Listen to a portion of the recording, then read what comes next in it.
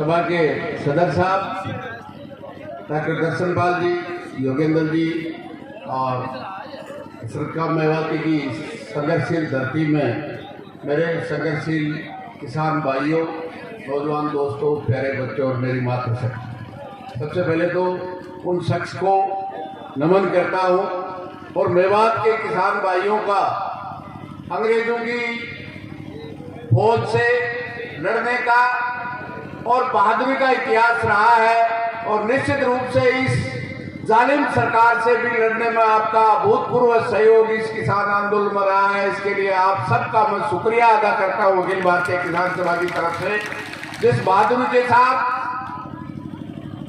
अंग्रेजों की हुकूमत से लड़ रहे थे। आजादी के 73 साल बाद नरेंद्र मोदी की सरकार कंपनियों के वापिस उस आजादी को कंपनियों के हवाले करने का काम कर रही है।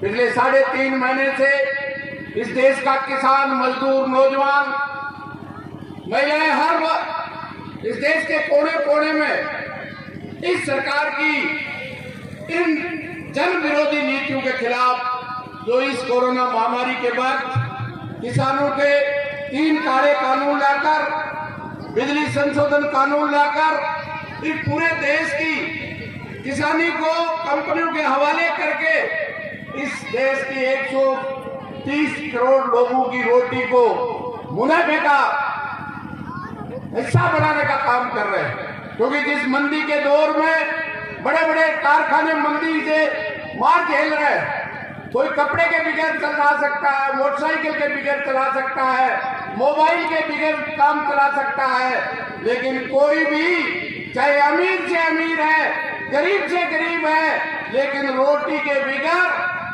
काम नहीं चल सकता।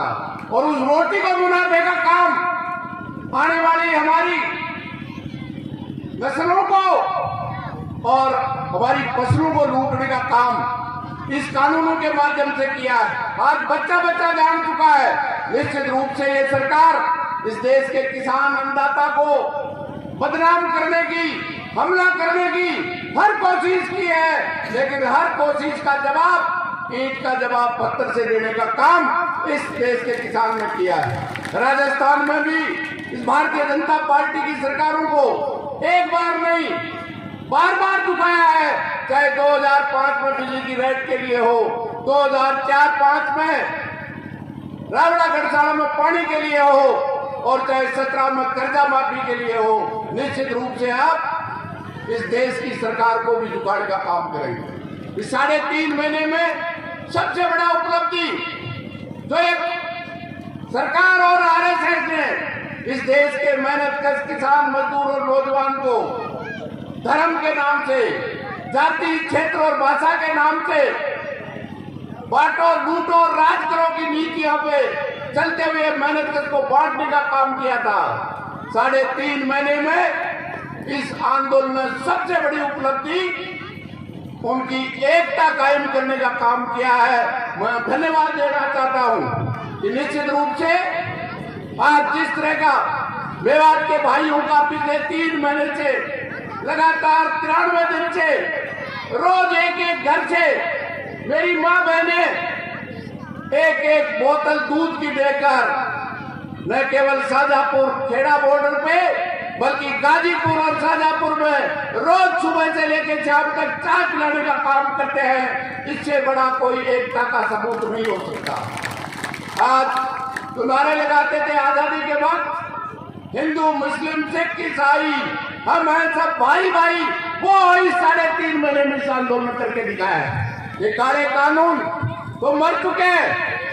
कोई भी सरकार 2005 से लेकर 2021 तक किसान की बिजली की रेट को हाथ नहीं लगा सकती। चाहे 3 सरकारें बदल गई, लेकिन किसान की, लेकिन नरेंद्र मोदी उस गरीब की, किसान की जो सब्सिडी राजस्थान में मिलती है, उसको छीनने के लिए बिजली संशोधन कानून लेके आए।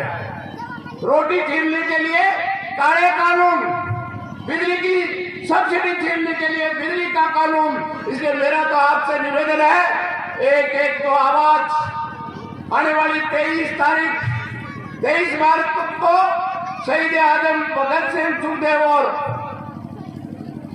राजगुरु की शहादत के दिन हर मोर्चे पे, चाहे ये मोर्चा हो या पूरे मोर्चे हो या देश में जहां जहां भी मोर्चे लगे हुए हैं, केवल इस देश का नौजवान उस दिन मोर्चों का संचालन भी करेगा, वक्ता भी होंगे।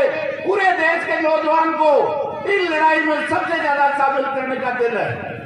आने वाली 26 तारीख को पूरे देश का किसान, पूरे देश का मजदूर और कर्मचारी इस नरेंद्र मोदी जो कहता था ये आंदोलन पंजाब का है, हरियाणा का है, ये आने वाली 26 तारीख को पूरे भारत को बंद करके ये दिखा देंगे किसानों के और जनता के सामने मोदी सरकार कुछ नहीं है।